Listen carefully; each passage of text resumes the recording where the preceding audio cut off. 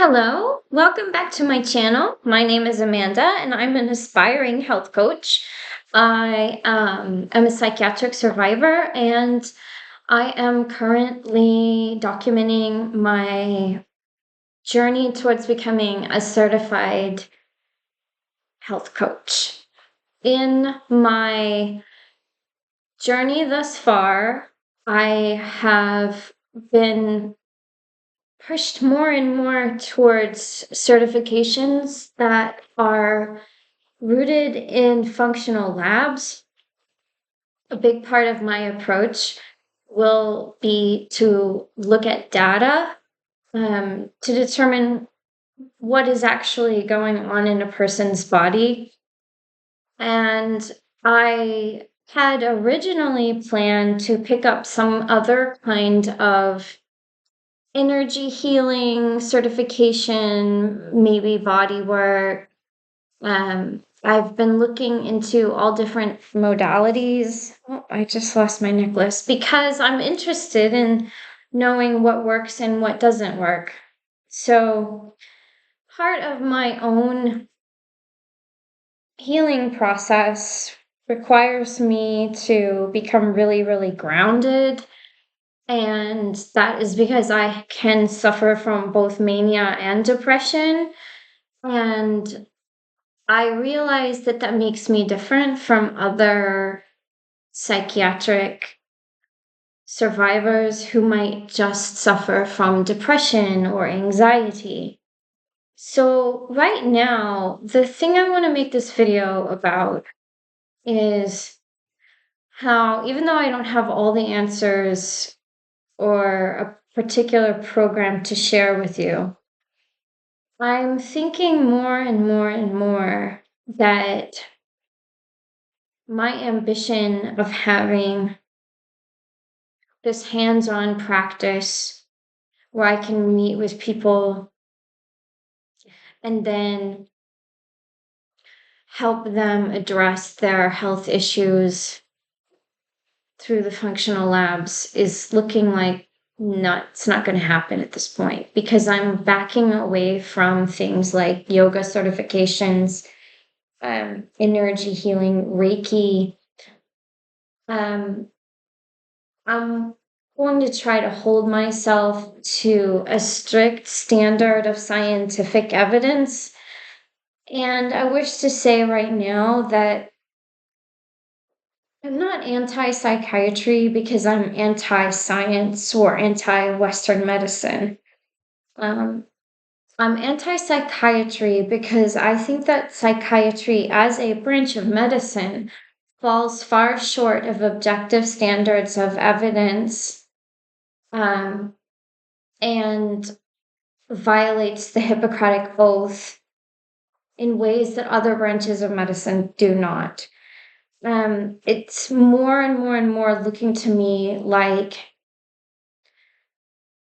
the medical system has issues with delivering a high quality service to people because it is corrupted by profit motives that we could well work out by reforming it.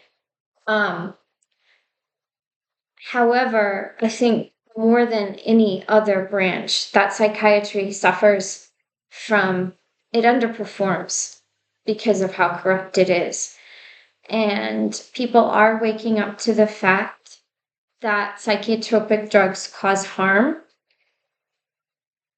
But the problem is that if you go the route of tapering off meds, the temptation is to run into the arms of alternative healers and practitioners who themselves are not held to the same standards of evidence, same standards of performance, and who are not necessarily bound by the same laws and regulations. So it's enormously risky to be putting your hope in practitioners who are not licensed doctors. Okay. So this is like a terrible situation for people to be in. It's a situation that I've lived in myself for most of my adult life. And so I want to talk about religion and spirituality and how I feel that these things have no place in my professional practice. And I'm not against people having religion and or spirituality, but I'm seeing a lot of behavior that I find to be predatory, corrupt, suspect, and that I myself have had these issues come up again in my life where your suffering, your mental suffering, can make you vulnerable to people taking advantage of you. And those people may be doctors, those people may be religious zealots trying to proselytize to you. They may be, you know, the healer with the crystals and the yoga and the Reiki, where you have to keep coming back again and again, and it's $75 a session, and they're going to do shamanic work or they're going to do soul retrieval. In particular, ayahuasca and psychedelics are having their moment in the sun with being proposed as these palliative measures for psychiatric sufferers. Now, I'm going to just be honest with you and tell you that because of my particular symptoms, maybe I have a little bit of sour grapes around these new modes of healing because actually it's contraindicated for me, as is marijuana. So when you have both highs and lows, mania and depression, and if you have had any experience with psychosis, things that will help people who have a more persistent depressive state are contraindicated for you because the risk is that they can kick you up into mania. So I do feel like I'm missing the boat. Like I would love to have these wonderful hallucinatory experiences that make me feel like, I understand the cosmos and just the warm, fuzzy, um,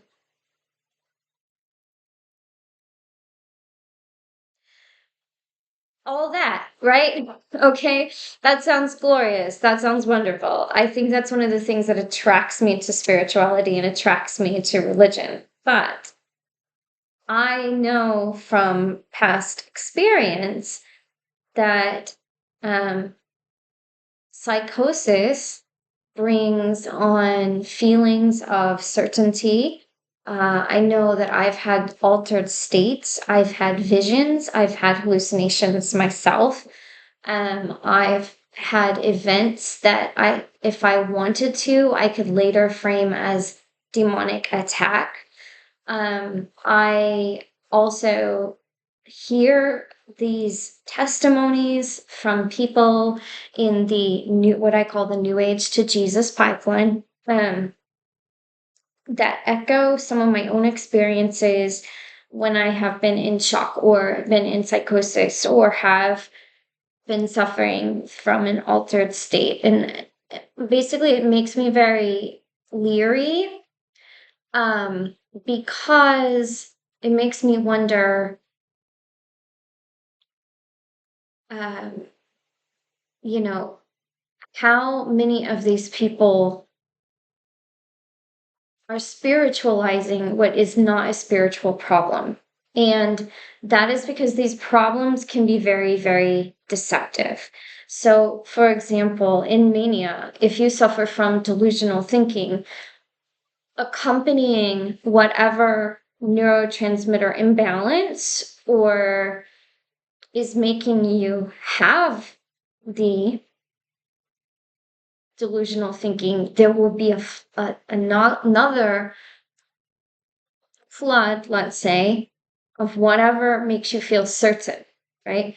So then when you come out of it and you come down, it's very much like you've taken a drug and you feel haunted, at least I do, by, well, my God, how could I have believed such a thing? And it creates this sort of dynamic of mistrust. But that mistrust actually has become for me the basis of a practice of critical inquiry. So, for example, um, in trying to think about, for example, Kundalini yoga, I have heard so many people talk about their Kundalini awakenings and describe a state that seems to me very similar to mania. And what's worse is they will then describe, oh, well, the Kundalini, it rises and it goes through your energy centers and it does this and it does that. And then if you have blocks or negative energy, or you can't hold that energy, or you can't hold that space, or your life isn't right, well, then you may be plunged after this intensely blissful experience into a dark night of the soul. And you will have crying jags, and you will feel depressed, and you will feel like you're losing your mind, but really it's all this process of purification. So, looking at that, being someone who's been diagnosed with bipolar disorder, um, there was a time in my life when I would look at that kind of material and I would say, no, it's just maybe my bipolar disorder, my neurodivergence this is all a cultural misunderstanding, and therefore you see it's not really a problem. No, it is a problem. It is a problem when you can't sleep. It is a problem when you can't concentrate. It is a problem when you can't work. It is a problem when you can't um, read for 2 weeks and you're in grad school. It's a problem. Okay. So, but fundamentally, um, it's very interesting to think about how neuro phenomenon based on a nervous system that's been kicked out of equilibrium again and again. Mostly with me, it's been trauma and stress and overwhelm. Very, very early on, I had a problem with taking too many decongestants, and they are stimulants, and I've been on them for 15 years, and that really contributed. So, but beyond that, manias that I've had, um, depressions that I've had, there usually is a triggering event. And I don't really find it spiritually valuable. If you believe that your psychosis or your symptoms are spiritually valuable, but they are things that you no longer want to experience, if you endow them with all this spiritual significance and think that they hold the key for your looking at life through tying them to your cosmology, it's going to cause you problems with respect to healing. And all that healing is bringing your nervous system back into balance. So I have done yoga and I have used yoga to bring my nervous system back into balance. However, I listen again and again to testimonies of people with Kundalini awakening, and it makes me kind of leery. As much as I enjoy it, I will use it sparingly precisely because what I'm hearing suggests to me that the kriyas and the manipulation and the breath work are causing alterations in the nervous system. And you don't need to do that. Specifically, this is my theory. When you do manipulate the base of your spine in such a way that it releases DMT molecules, those DMT molecules will shoot up your spine and in your cerebrospinal fluid go to your brain. When they get to your brain, you will have a psychedelic experience if there's enough DMT in your system. DMT is produced organically. Now, why would there be DMT in our bodies? I don't know. Maybe it's to sort of induce this blissed out experience if you're in the middle of being attacked by an animal and they break your spine. Sometimes in nature, there's a response in quarry animals that's similar, where upon when they are being attacked by a predator, their nervous system will burst with these chemicals that make them basically pass out and also not feel anything, so that they're already in that sort of state by the time the predator rips their body to shreds. So they're not, it's a sort of mercy like process, like mercy chemicals. Maybe these are the mercy chemicals. I don't know. What I do know is that if someone tells you that you need to go through this process in order to rid yourself of your psychiatric suffering, that you should be very, very, very wary of that, because you don't want to get yourself involved in a cycle where you're creating more imbalance and thus you're bringing more problems on yourself, only to be told that those problems are some part of a healing process that you don't understand. Do you see how you could make yourself very vulnerable there?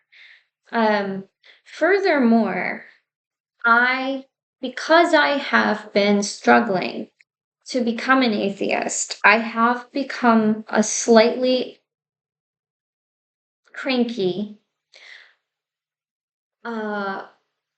with the whole New Age crowd. So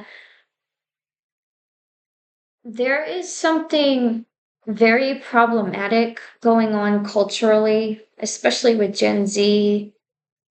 Gen Z is under more and more pressure. They're the ones who are being captured more and more by the psychiatric industry. I saw a man from the UK giving the rundown on stats online. I'm trying to think what was his profession. He was like a social worker, and he was discussing the number of Gen Zers. I call them children. They're children to me. Okay. The overwhelming, like 38% of them can't work and are on disability due to some, I will double check the stats. Okay, due to some mental distress, mental disorder. And he was being interviewed, and he and the interviewer were speculating, well, what are the factors that could be leading to this? I want to suggest that it's going on here in America too, where more and more school children and Gen Zers are in the care of some kind of psychiatric provider and or therapist.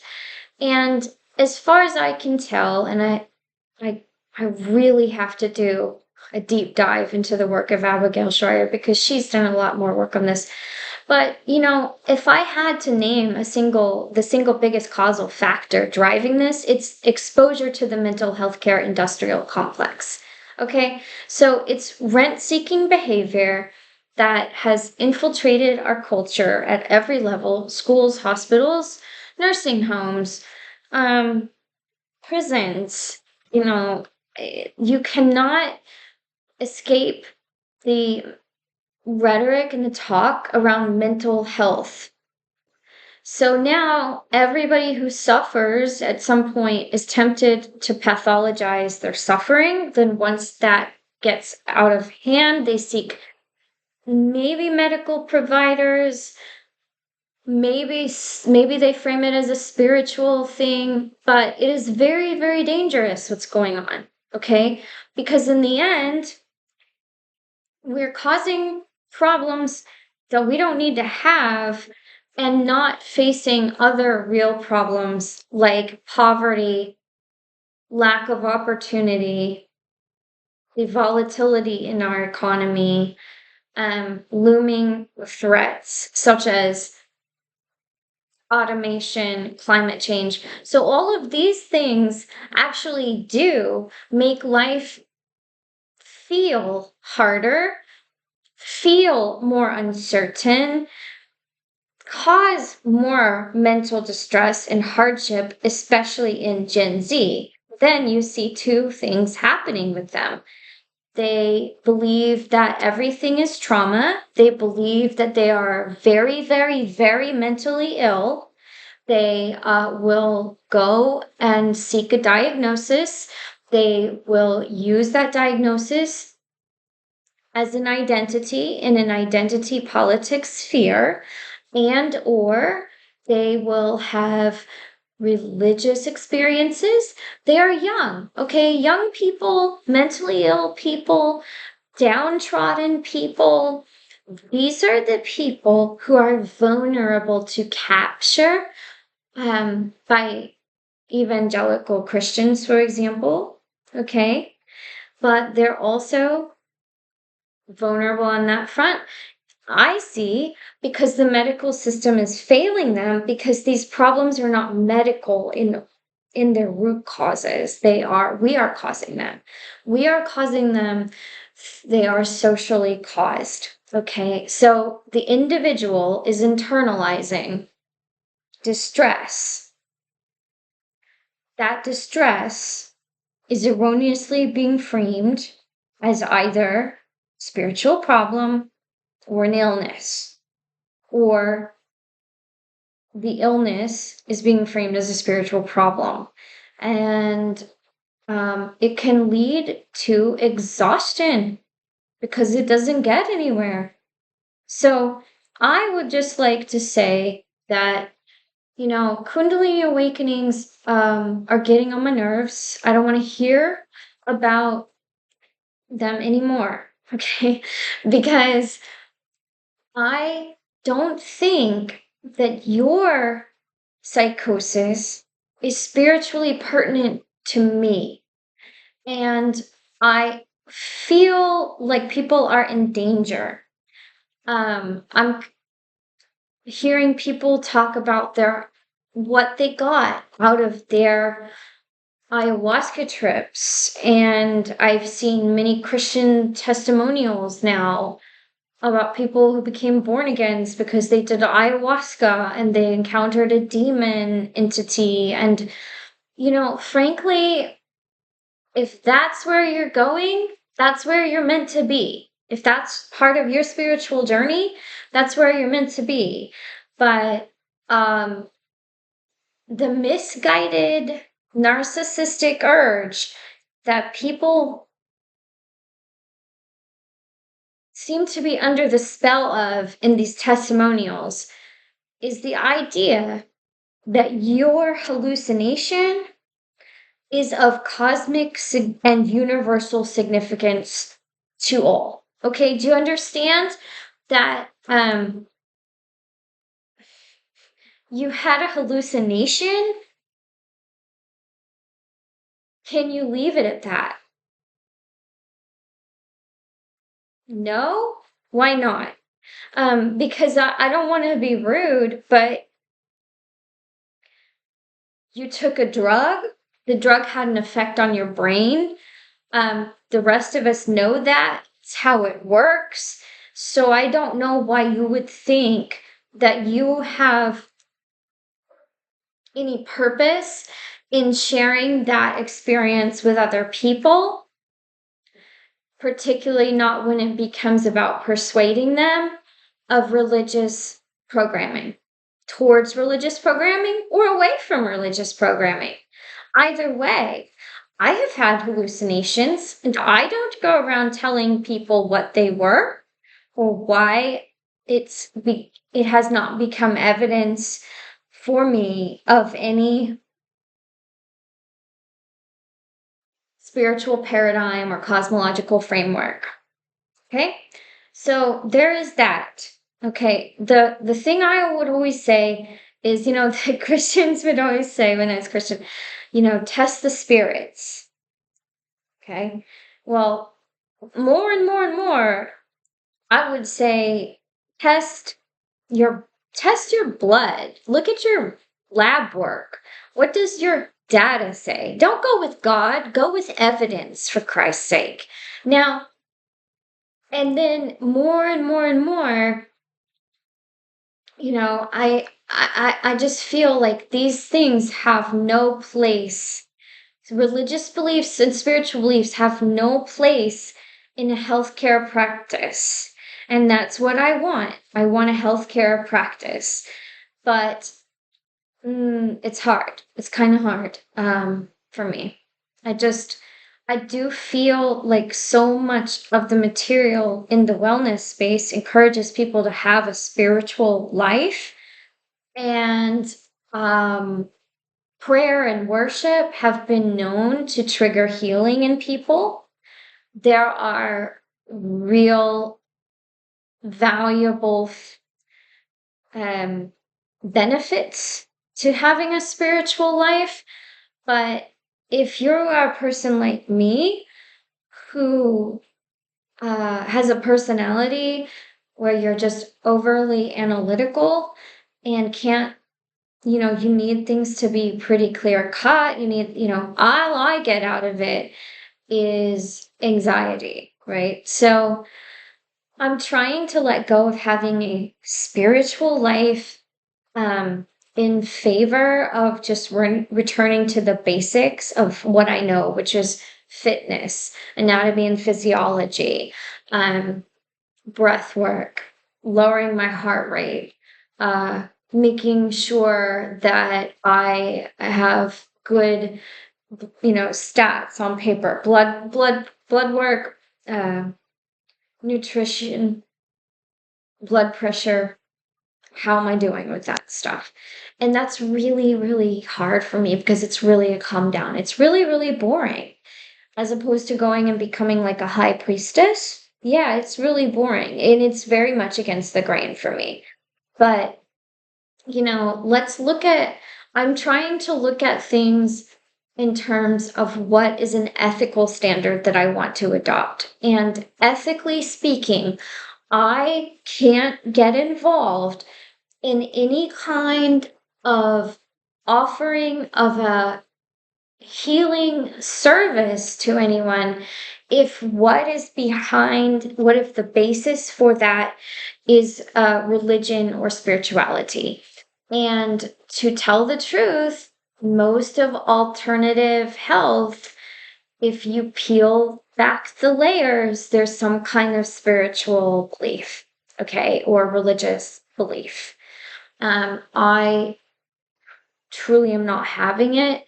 And I would encourage people to get really, really grounded before they start bringing in something that is a spiritual practice. So another thing that I'm concerned about, actually, as a psychiatric survivor, is I'm seeing more and more content related to exorcisms and deliverance ministries. So in the kind of evangelical Christianity that I was a part of, I would have been a good candidate for an exorcism. And I used to read books about how, they had some really salient observations. For example, one book that framed a number of, like, everything illness is somehow a demon, according to some of these people. Um, so I read a book that talked about how people with bipolar disorder also tend to have arthritis because the spiritual root is bitterness. And actually, that rang true for me. I also I had suffered from arthritis.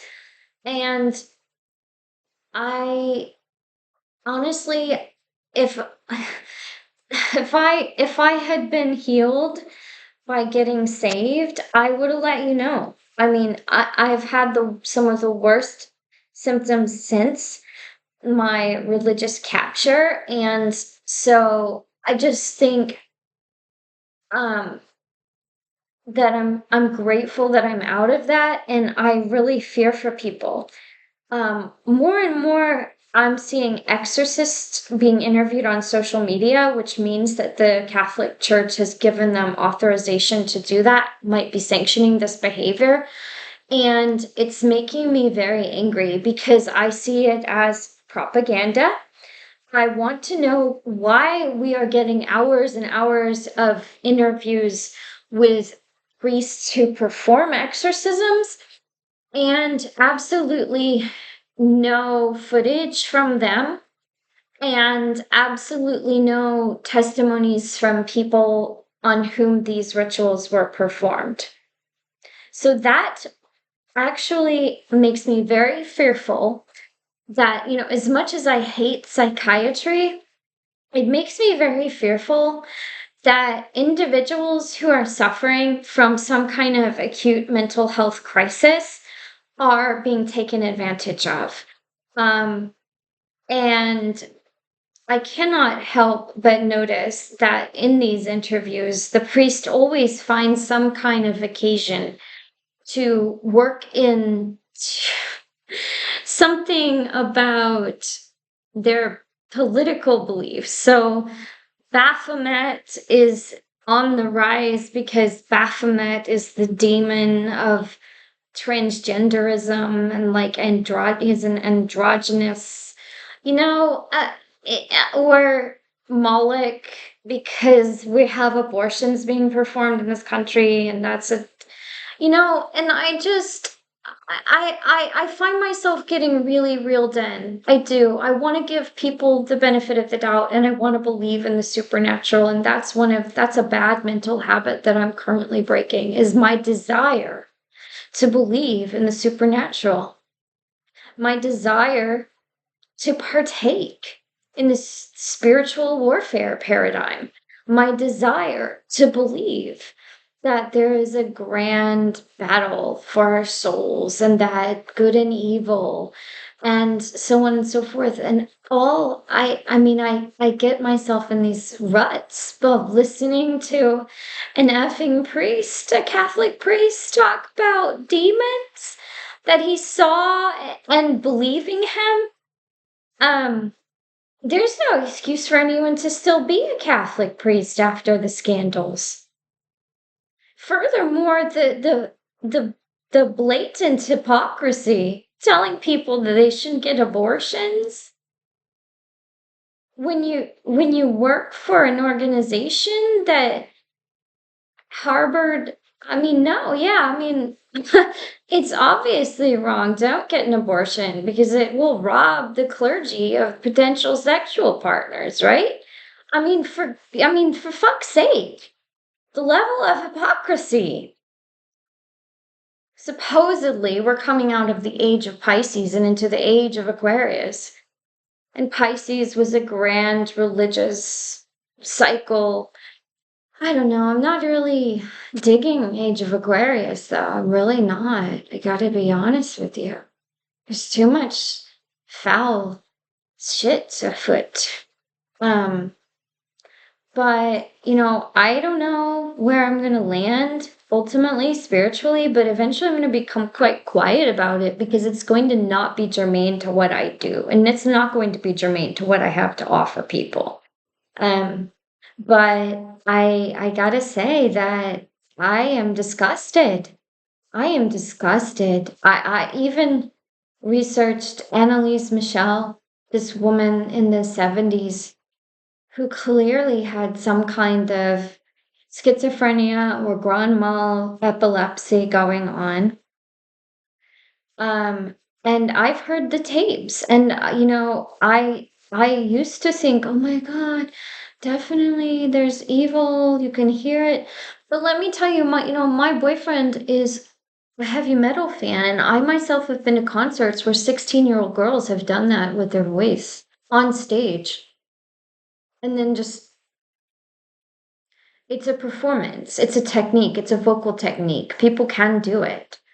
And then if you read the transcripts of what this girl actually said while she was supposedly possessed by demons and how she's talking about Vatican II reforms, and I was like, why would a demon care that the church is, I mean, it's insane. Okay, it's insane. I don't think that she was a valid case of exorcism. I think she actually fell below the church's standards for exorcism. I don't think she exhibited all of these hidden knowledge of speaking in languages. And I don't even, I mean, honestly, just this organization is so corrupt that it's hard for me to accept. I was raised Christian. It's hard for me to accept. These people could be lying. These people, I myself have lied. I lied about something that happened in my childhood because I made myself believe so much that this person did this to me, and they didn't. It was all based on a particular traumatic incident that actually really did happen. But, it's possible that this could have, this could be an organization where its members force themselves to see things that don't happen. Um, it the mind can do this to you,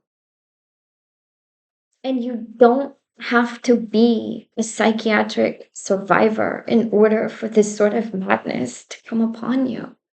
Okay, I could take anybody and make them psychotic within 7 or 8 days if I have enough control over their food intake and their sleeping habits. Okay, I can put them into a state of psychosis. And if you haven't had psychosis, good for you, but you are spiritually spoiled. You don't know, you think you know the limits of your mind and you think you know yourself. And it is very humbling. It's very humbling. Okay. But all of my experiences with psychosis, hallucinations, and whatnot have made me want to first run to religion and spirituality, but then also made me very skeptical of them. Okay. Aron Ra says that religion is auto-deceptive, and I believe that it is. So that's the worst emotional pain from having manias and depressions is coming out and realizing that you thought things that weren't true and did and said things on the basis of that may have hurt yourself or other people. So I just want everybody to, I don't know, take a breath. Take a breath. Take a beat. Um, because, you don't have to be vulnerable. You can get help that really works. You can learn to take care of your body in a way that will help. prevent you. And then once I would ask you, have you done everything that you can to become physically healthy? And if you have, why do you still have these feelings of spiritual vulnerability? Because I know I was incredibly vulnerable to people. So, um, that's my rant for the evening. Um, if you're considering getting an exorcism or deliverance ministry, um, I just want to say I feel for you, and I think you should hold yourself to the same standards, right? That the church supposedly holds itself to. You should see practitioners, don't have to take medications. That's going to lead to a whole other hell, honestly, of addiction and withdrawal. But there are people willing to help you who aren't going to push that on you. Um, and I hope that you find help. I hope that you find the help that you need, and know that you're a valuable part of the human community, regardless of whatever you think will happen to you after you die. Okay. Good night. Bless you all.